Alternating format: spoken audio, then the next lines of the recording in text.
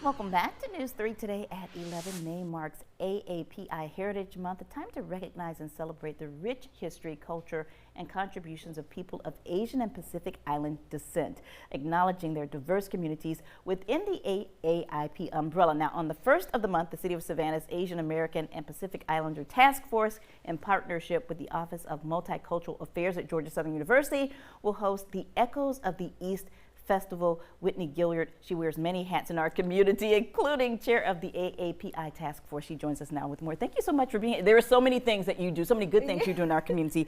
This is just one of them. So let's talk about the AAPI community, because this is a community that is very diverse with roots in more than 40 countries and roughly 50 ethnic groups. Yes. Well, first of all, thank you so much for having me.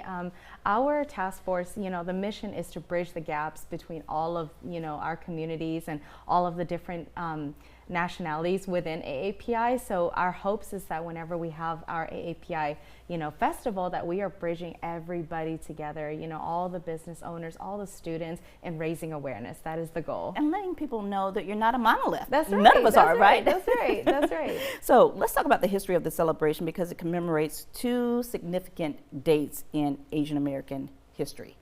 Well, one of the things is that, in Savannah, we haven't really had a upfront acknowledgement about AAPI and our task force. We're so proud to, have the first proclamation saying that in May, it is Asian American Pacific Islander Month. It kind of, when that happened, we were all filled with pride and joy, like we are seen, we are here, and we are loved by other communities as much as it is a responsibility for us to love others as well. And the task force was created, it's a not very old task force, so it was created back in 2021, so basically brand new.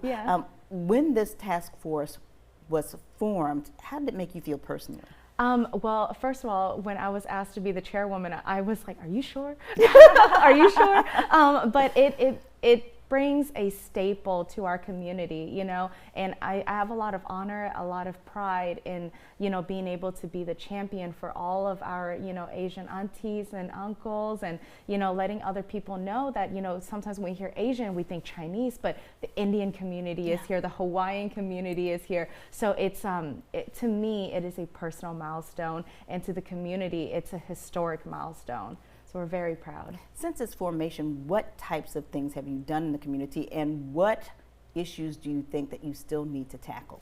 Yeah, so outside of the proclamation, we've been able to bring back the Asian Festival, but really recognizing equity, right? Like, can our local businesses afford to register all the time? And being that, we're very grassroots, we can't. So what do we need to do? So then we partnered with Georgia Southern and their Office of Multicultural Affairs, and they have sponsored and purchased, items for us, from decorations to the DJ, everything, and so we're really glad. It kind of, sanctions our community, and we're really grateful for that. Another thing that we do is we bring awareness to local AAPI businesses. We have a Facebook page that we, spread different awareness, things that are happening at the temple, things that are happening, at local festivities like Chinese New Year and Vietnamese New Year, bringing everybody together and just really allowing that to be amplified. That, hey, even though it's just for us, everybody is welcome, everybody can come in. And that's the purpose of May 1st. That's a big date for you.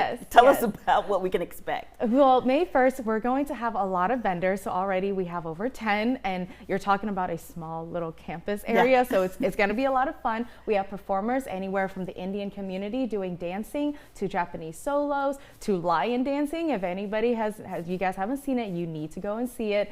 It's students acrobatic, with a giant, lion head dancing, and it's something to witness, and you will remember for the rest of your life, right? Are you still in need of sponsors and performers? We are in need of performers, so we would love to have more representation in the Filipino community. Just bringing everybody out. We have Indonesian community that's going to be out, so the more performers, the better. But with the vendors that we have, we will allow everybody to take their time and support the local businesses. We're really excited. And the event is free and open to the public, but you have to buy your food and purchase buy your from food, your vendors. Support our local business owners, but yes, it is 100% free. Okay, and you can expect that festival Thursday, May 1st from 4 to 6 p.m. at Georgia Southern University's Armstrong Campus Residential Plaza. That's at 11935 Abercorn Street, or visit our website, wsav.com/echoes echoes for more. Before we leave, we have to say hello to my BFF who's in the studio with my son you. is there. Hi. My little baby. Thank you so much for being here Thank today. you so much for having me. Stay with us. We'll be right back.